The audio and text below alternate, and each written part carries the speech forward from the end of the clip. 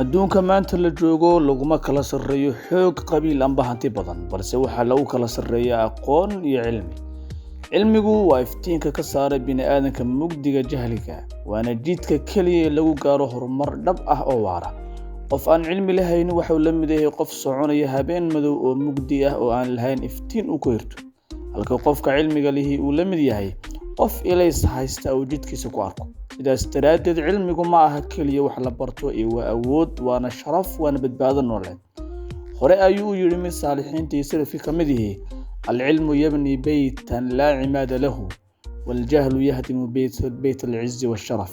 ومعناه يقول طاي علمه وحاول يساقوري أنتر اللحين، جهلنا وحاول دمية بيت العز والشرف، كل شرف يعز لها.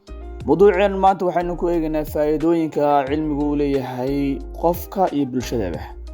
وقارن علمه وحاول بدل نرش قفك شخصيا، علمه وحاول قفك كرسا جودها، وحاول براسد الله فكر الله قرشي الله نحلي رباتوينك أو لكل ميو. وحاول كردية كالسونة قفك وحاول كردية قف مضح بنان، وأنا كنت سنين تذكر عليه قف وحبرت وحاول كفر الصداح لك قفك جاهل كاي وأركو عقبتها وكلي. سيدو قال علمه وحاول دسا هرمرك بالشرع بالشكستو هرمرتي وحاول هرمركو قاعدي وعلمك. wadamada leh jaamacado xooggan waxay leeyihiin dhaqaale xooggan. Tiknoolajiyada maanta dunida bedeshay ee wax walba dhanka kale u bedeshay waxaa ka dambeeyay cilmi. Caafimaadka, dhismaha, beeraha, warshadaha dhammaantood cilmi ayay ku tirsan yihiin. haddii cilmigu liito bulshadu dib bay u dhacaysaa.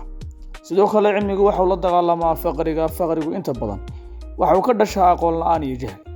marka qofku helo cilmi wuxuu helaa xirfad uu ku shaqaysto, wuxuu abuuri karaa ganacsi, wuxuu soo saari karaa dhaqaale uu ka tabcaday aqoonta uu leeyahay.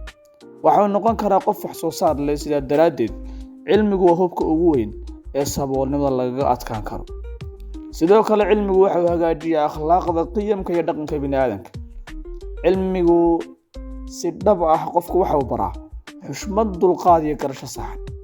haba sii ahaado cilmiga sharciga, qof cilmi leh si fudud looma marhabaabin karo sababtoo ah waxa uu leeyahay faham iyo miisaan wax ku cabiri karo, halkii qofka jaahilka si dhib yar loo hadlayn karo. sidoo kale cilmigu waa hanti aan dhammaanayn. hantidu way lumi kartaa, waa laga xadi karaa, waa laga xoogi karaa, laakiin cilmigu ma lumi karo. qofku maskaxdiisa ayuu aqoonta ku sitaa.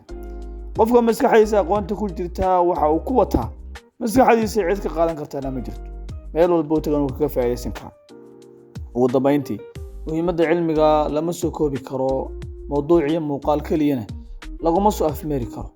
waa laf dhabarta nolosha bini'aadanka iyo jiritaanka bulsho kasta.